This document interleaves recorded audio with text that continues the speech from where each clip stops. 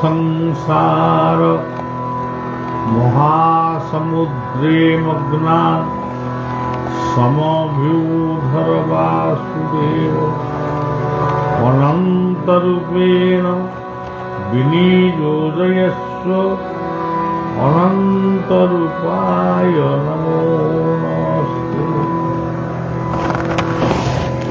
ଅନନ୍ତଙ୍କର ପାଦ ପଦ୍ମରେ ବା ଶିଶୁ ଅନନ୍ତଙ୍କର ନାମକୁ ସ୍ମରଣ କରି ସମଗ୍ର ଜଗତର ବିଶ୍ୱର ଦେଶ ରାଜ୍ୟ ପରିବାର ବ୍ୟକ୍ତିର ଶୁଭ କାମନା କରୁଛି।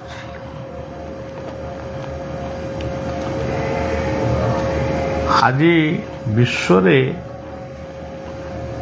ମଧ୍ୟପ୍ରାଚ୍ୟ ମାନେ ବିଶ୍ୱରେ ମୋଟାମୋଟି ଗୋଟାଏ ଯୁଦ୍ଧ ଆତଙ୍କର ଭୟ ଘେରିଛି। ଲୋକମାନେ ଦୌଡ଼ୁଛନ୍ତି ପିଲା ଛୁଆ ଧରି ବଙ୍କର ଭିତରେ କେମିତି ରହିବେ। ତେବେ ବଙ୍କରକୁ ବି ଫଟେଇବା ପାଇଁ ମଧ୍ୟ ଅସ୍ତ୍ର ତିଆରି କରିଛନ୍ତି। କିନ୍ତୁ ଆମେ ସମସ୍ତେ ଗୋଟେ ବଙ୍କର ଭିତରେ ଅଛେ। ଇଏ ଯେଉଁ ବଙ୍କର ଗୋଟେ ସବୁ କରୁଛନ୍ତି ଏଗୁଡ଼ାକ ଇଟା ମାଟି ପଥର ଲୁହାରେ କରୁଛନ୍ତି। ଈଶ୍ୱରଙ୍କର ଯେଉଁ ବଳୟ ଯାହାକୁ କୁହାଯାଏ ଈଶାବାସ୍ୟମ୍ ମିଦଂ ସର୍ବଂ ଜଗତଂ ଜଗତ୍ୟା ଜଗତ। ଏଇ ଯେଉଁ ଈଶ୍ୱରଙ୍କର ନିବାସ ଆମେ ସମସ୍ତେ ସେଇ ବଙ୍କର ଭିତରେ ଅଛୁ। ଈଶ୍ୱରଙ୍କ ଘରେ ଆମେ ହେଉଛୁ କୁଣିଆ, ଈଶ୍ୱର ଆମ ଘରେ ବି କୁଣିଆ। ଆମ ଘର କହିଲେ ଆମର ଯେଉଁ ଦେହ ତା ଭିତରେ ଯେଉଁ ହୃଦୟ ରହିଛି, ସେ ହୃଦୟର 4ଟି କୋଠରୀ ରହିଛି। ସେଇ କୋଠରୀ ଭିତରେ ଈଶ୍ୱରଙ୍କର ସତ୍ତା କୁଣିଆ ଭଳି ଅଛନ୍ତି। କେତେବେଳେ ସେ କୁଣିଆ ତାଙ୍କର ଆମ ଘରୁ ଯିବା ପାଇଁ ବିଦାୟ ମାଗିବେ ଆମେ ବି ଜାଣିନୁ। ସେଥିପାଇଁ ବଳିଆ ବି ଗୋଟେ ଗୀତ ଲେଖିଛି, ଏ ଘରେ ମାନବ କୁଣିଆ ସରବେ ଅଢ଼େଇ ଦିନିଆ। ତେଣୁ ଦେଖନ୍ତୁ ଈଶ୍ୱର ଆମ ଘରର କୁଣିଆ, ଆମେ ବି ଈଶ୍ୱରଙ୍କ ରାଜ୍ୟର କୁଣିଆ। ଏଇ ଯେଉଁ ସୁନ୍ଦର ସଂଯୋଗ ବା ସଂଲଗ୍ନ ଆକୁ ମଣିଷ ହିଁ ବୁଝିପାରିବ, କିନ୍ତୁ ଅମଣିଷ କେବେ ବୁଝିପାରିବ ନାହିଁ। ତା ମୁଣ୍ଡରେ ତ ପଶିବ ନାହିଁ। ସେ କ'ଣ ଇଂରାଜୀ ବୁଝିବ, ହିନ୍ଦୀ ବୁଝିବ, ଉର୍ଦ୍ଦୁ ବୁଝିବ, ସବୁ କଥା ବୁଝିବ, କିନ୍ତୁ ଆମେ ଈଶ୍ୱରଙ୍କ ବଳୟ ଭିତରେ ଅଛୁ ବା ଈଶ୍ୱର ଆମ ଭିତରେ ଅଛନ୍ତି। ଏଇ ଯେଉଁ ଗୋଟେ ମହାନ ସଂଯୋଗ, ଇଏ ସଂଯୋଗଟା ଜନ୍ମ ଜନ୍ମାନ୍ତର ଧରି ଖୋଜିଲେ ବି ମିଳିବନି। ଥରେ ଯଦି ମାନବ ଜୀବନରୁ ଥରେ ତୁମେ କୁକୁର ଜନ୍ମକୁ ଆସିଗଲ କି ଭାଲୁ ଜନ୍ମକୁ ଆସିଗଲ, ପୁଣି ଥରେ ମଣିଷ ଜନ୍ମ ପାଇବା ଭାରି କଷ୍ଟ। ତେଣୁ ଅନେକ ଜନ୍ମ ମହି ତଳେ ମନୁଷ୍ୟ ଜନ୍ମ, ଅନେକ ଜନ୍ମ ତପ ଫଳେ ମନୁଷ୍ୟ ଜନ୍ମ ମହି ତଳେ। ତେଣୁ ମନୁଷ୍ୟ ଗୁଡ଼ିକ ଆଜି ମାତିଛନ୍ତି 1ରେ ଧନ, 2ରେ ଉପଭୋଗ, 3ରେ ନିଶାମାଦକ, 4ରେ ଯୁଦ୍ଧ, 5ରେ ଲୋଭ। ଏଇ ଗୁଡ଼ାକରେ କେବଳ ମଣିଷ ଗୁଡ଼ା ବୁଡ଼ିକିରି ଅଛି। ଆମେ ସନାତନୀ ହିନ୍ଦୁ, ଆମେ ଆମ କଥା କହିବା। ଆମେ ଆଉ ସମସ୍ତଙ୍କ କଥା କହିଲେ ଆମର ଭୁଲ ହେଇଯିବ। ତାଙ୍କର କ'ଣ ନିୟମ ଥିବ ଆମେ କାହିଁ କହିବା। ମଣିଷଟିଏ ଯେତେବେଳେ ଜନ୍ମ ହେଲା ତାର ଗୋଟିଏ ଷଷ୍ଠୀ ଘର ହେଲା। ସେ ଷଷ୍ଠୀ ଘରେ କ'ଣ ସବୁ ହୁଏ ମୁଁ ବି ତାକୁ ଭଲ କରି କହିପାରିବିନି, କିନ୍ତୁ ଷଷ୍ଠୀ ଘରେ ଭଗବାନ କୃଷ୍ଣ ଜନ୍ମ ହୋଇ ଶୋଇଛନ୍ତି। ଷଠୀ ଦେବୀ ଆସିଲେ ଭାଗ୍ୟ ଲେଖିବା ପାଇଁ।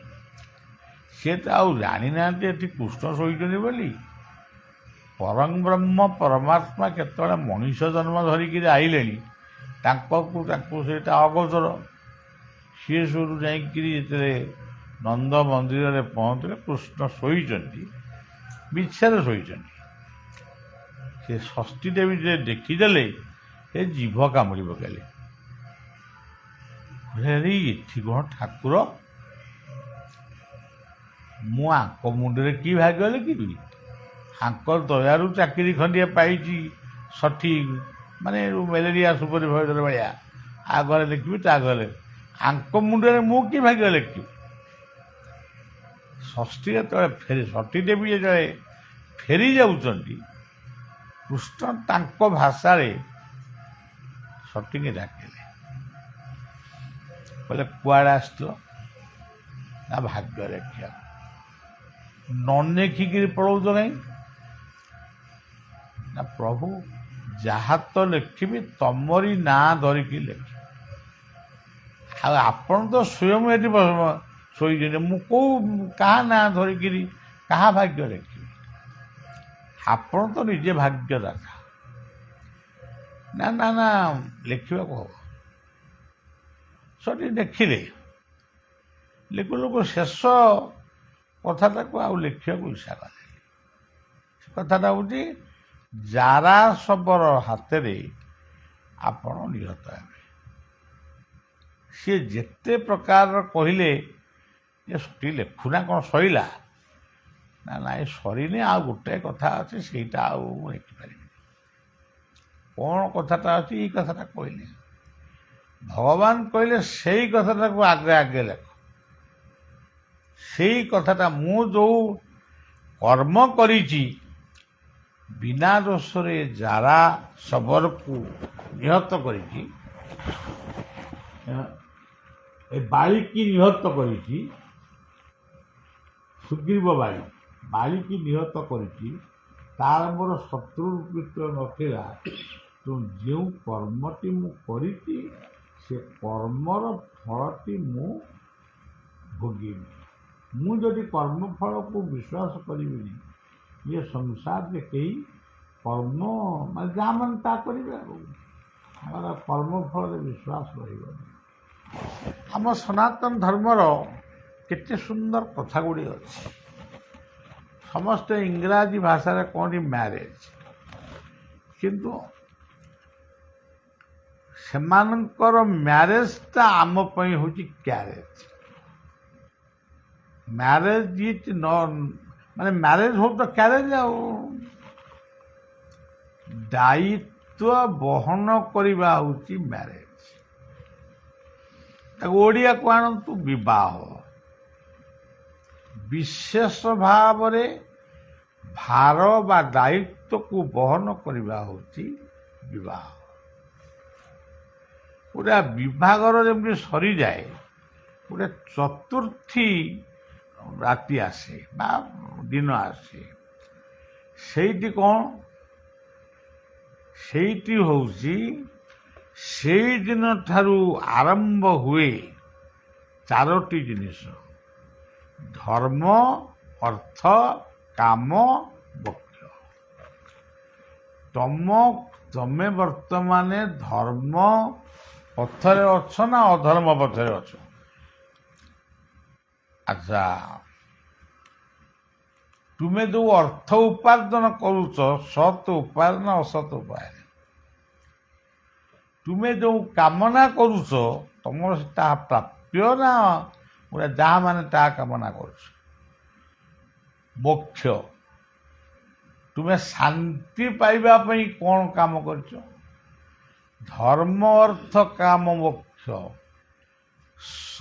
ସତ୍ୟ କହିବ, ସନ୍ତୋଷ ରହିବ, ଅର୍ଥ ସତ୍ୟ ଶାନ୍ତି ଦୟା, ଜୀବ ପ୍ରତି ଦୟା ରଖିବ, ଆଉ କ୍ଷମା ଜୀବକୁ ଦେବ।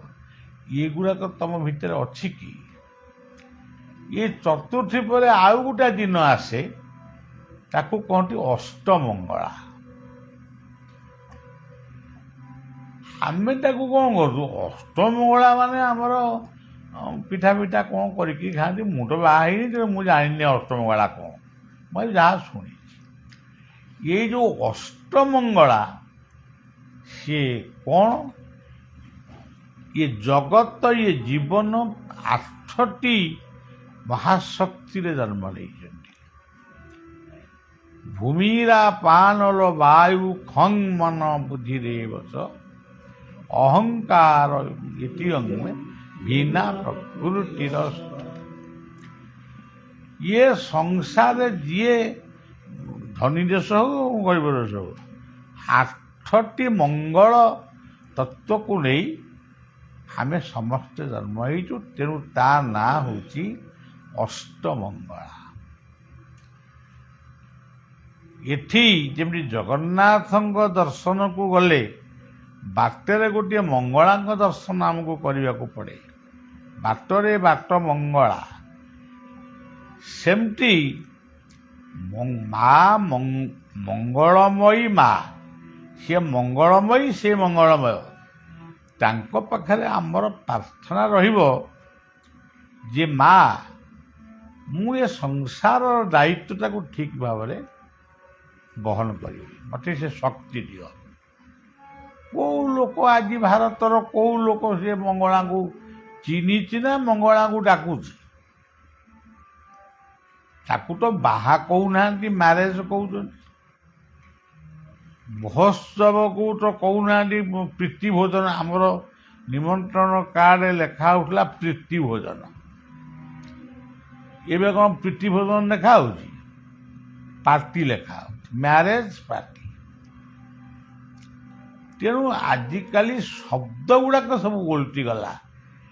ନାରୀ ଶବ୍ଦର ଅର୍ଥ କ'ଣ? ସହଧର୍ମିଣୀ। ଆଉ ସିଏ ହେଇଗଲେ ୱାଇଫ। ତେଣୁ ଆଜି ଶବ୍ଦ ବିଗିଡ଼ି ଯାଇଛି, ଆମ ସଂକଳ୍ପ ବିଗିଡ଼ି ଯାଇଛି। ଆଜି ସମାଜରେ ଆମେ ଯେଉଁମାନଙ୍କୁ ଛାଡ଼ିକିରି ଯିବୁ, ଆମକୁ ଆମେ ଆସ୍ତେ ଆସ୍ତେ ବୟସ ବଢ଼ୁଛି, ଆମେ ତ ଯିବୁ। ଯେଉଁମାନେ ସଂସାରରେ ଆମ ପରେ ରହିବେ, ସେମାନଙ୍କୁ ଏମିତି ତାଙ୍କ ମୁଣ୍ଡଟାକୁ ସମସ୍ତେ ଖରାପ କରୁଛନ୍ତି। ଇଏ ପରିବେଶ ଖରାପ କରୁଛି, ପରିବାର ଖରାପ କରୁଛି, ମାନେ ସମସ୍ତଙ୍କ ମୁଣ୍ଡଟା ଶିକ୍ଷା ଦୀକ୍ଷା ସବୁ ଗଣ୍ଡଗୋଳ। ତେଣୁ ସେମାନଙ୍କ ଜୀବନ କ'ଣ ହବ? ତାଙ୍କ ପରେ ଯେଉଁ ତାଙ୍କ ପୁଅ ଝିଅ ଜନ୍ମ ହେବେ, ସେ ଆହୁରି ବାଳୁଙ୍ଗି ହେବେ। ତେଣୁ ଗୋଟିଏ କଥା ଜୀବନରେ ଆମେ ମାଗିବା ପ୍ରଭୁଙ୍କୁ, ସେ ଧନ ଫନ କ'ଣ ହେଉଛି, କାହାକୁ କାହାର କ'ଣ ଦରକାର, ସେଇଟା ଅଲଗା। ଶାନ୍ତି ଦିଅ, ଗରିବ ପଛେ କର, ଶାନ୍ତି ଦିଅ। ଆମର କାମ୍ୟ ହେଉଛି ଶାନ୍ତି। ସେଥିପାଇଁ ଭଗବାନ କୃଷ୍ଣ ଯାଇଥିଲେ ଶାନ୍ତି ଦୂତ ହେଇ ଦୁର୍ଯ୍ୟୋଧନ ତାକୁ। ସେହିପରି ଭାବରେ ମଣିଷ ଶାନ୍ତିରେ ବଞ୍ଚିବା ପାଇଁ ହୁଅ ପ୍ରଭୁ ସହାୟ। ଶାଗ ଭାତ ଖାଇବି, ଶାନ୍ତିରେ ରହିବି, ଅଭଦ୍ର ହେବିନି। ଗରିବ ହେବି, ଅମଣିଷ ହେବିନି। ପିତା ମାତା ସ୍ୱୀକୃତରୁ ପୁତ୍ର ହୁଏ ସୁଖୀ। ଯାହାର ପୂର୍ବ ଭାଗ୍ୟରେ ସେ ତା ପୁତ୍ର ସାଧୁ ସଙ୍ଗେ ମିଶେ।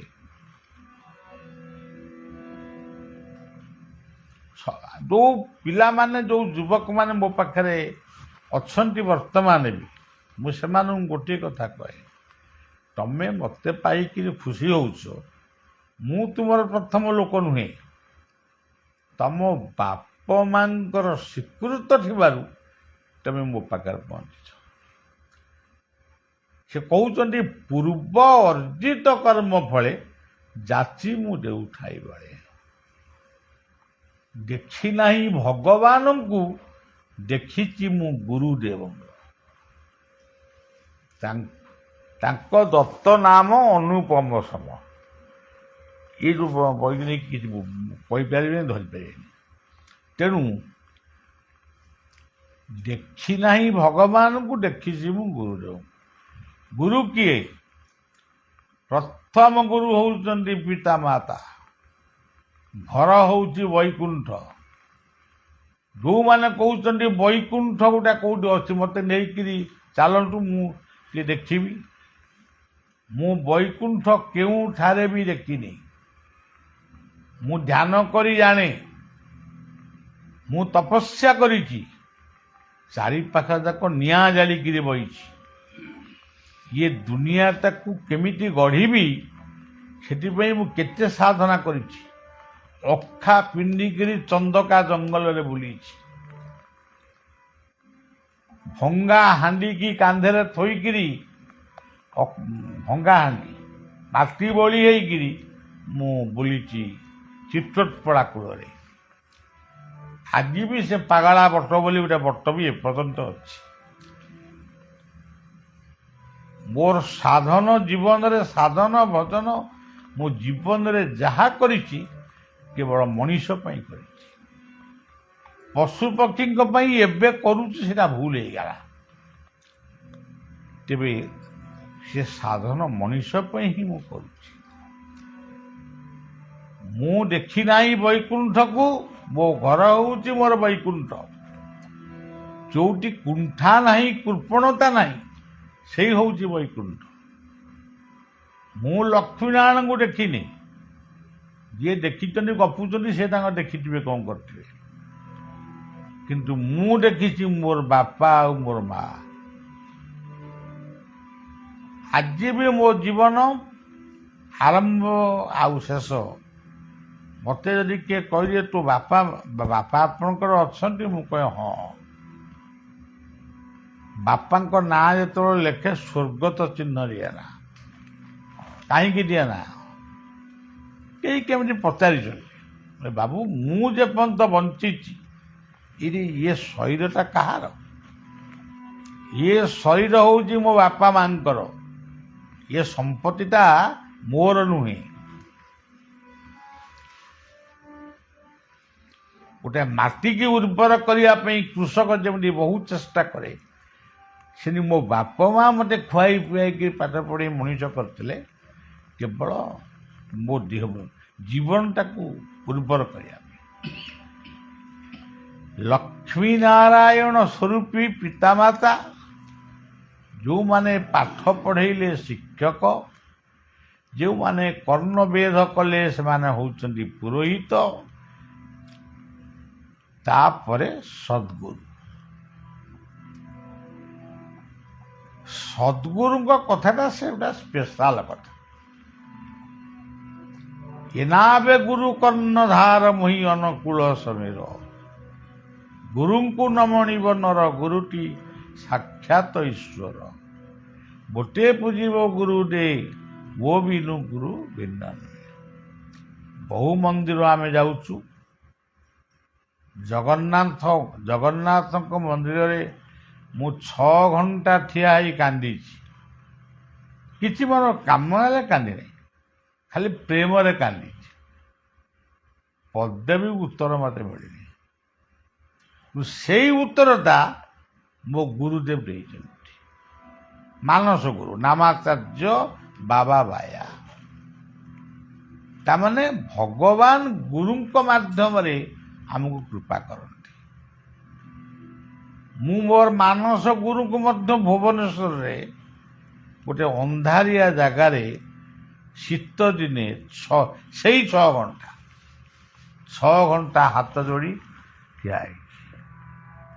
ଆପଣ ହାତ ନ ଉଠେଇଲେ ମୁଁ ଯିବିନି।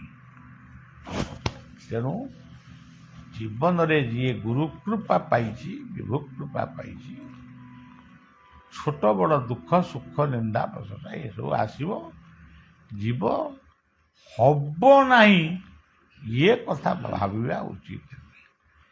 ସବୁ କଥା ଠିକ୍ ସମୟରେ ସେ ଇଚ୍ଛାମୟ, ସେ ଯଥା କଥା ଯଥା ସମୟରେ କରିବେ। ଅବାଟରେ ଚାଲିଲେ କିଛି ହବନି। Patience is the pillar of life, truth on a time to hands of life.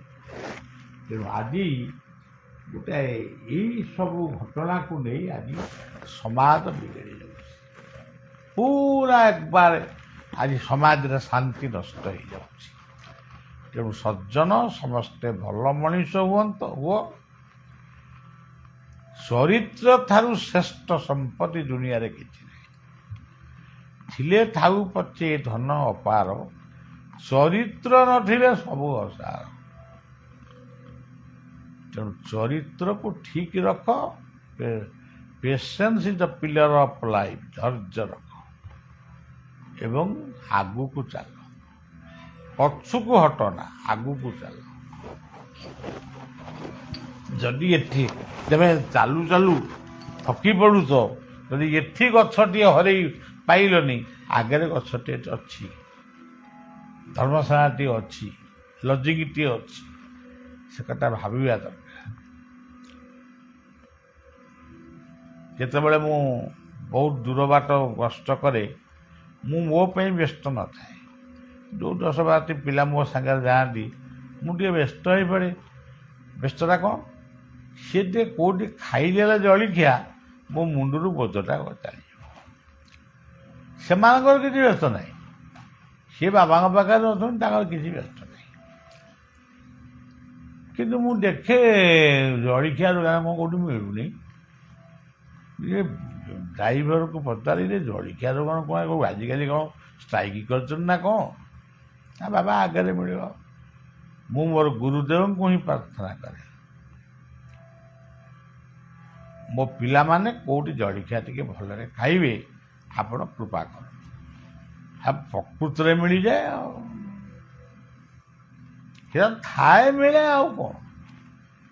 ସେଇଟା ହିଁ ମୁଁ ମୋର ଗୁରୁ କୃପା ବୋଲି ଭାବେ। ଶେଷରେ ସେଇ ଗୁରୁଙ୍କ ଉଦ୍ଦେଶ୍ୟରେ ଧୁନଟିଏ କରି କଥାକୁ ବିଶ୍ରାମ ଦେବା। ଗୁରୁ କୃପା ହି କେବଳ